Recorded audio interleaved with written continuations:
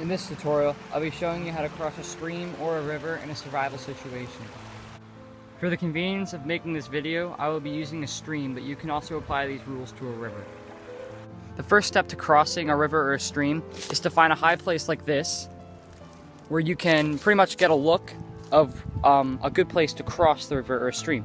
If you can't find a good place, you can also try to find a tree that you can climb, or any other structures that are easily climbable to get a good look. So as I said before, if you do have to climb a tree, just make sure that the branches are sturdy enough that they can hold your body weight. And if they look pretty weak, like this one, but you have to climb that specific tree, just make sure that your feet are at the very connection, like the vertex of where the tree and the actual branch connect, because that's where it is widest.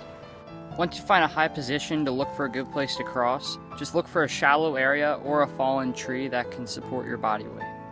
This fallen tree, for example, is a perfect place to cross a creek because it's so sturdy and so wide that it's most likely not going to fall, and it's over a shallow area, so even if you do fall, you won't sink into the water. When you're crossing a river, make sure to avoid the mouth of the river because that's usually very wide and the currents are super strong in that area, so try to travel upstream before you cross the river.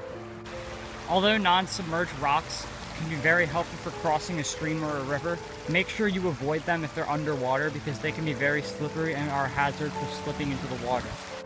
When crossing a stream or river, pick a place that's easy to get across and there's no obstacles on the other side that'll keep you in the water for a long time.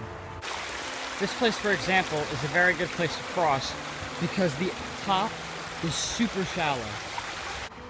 Whatever you do, do not swim or wade across the water at very low temperatures. This could be very fatal. The depth of the water should actually not be a deterrent to you as long as you can keep your footing.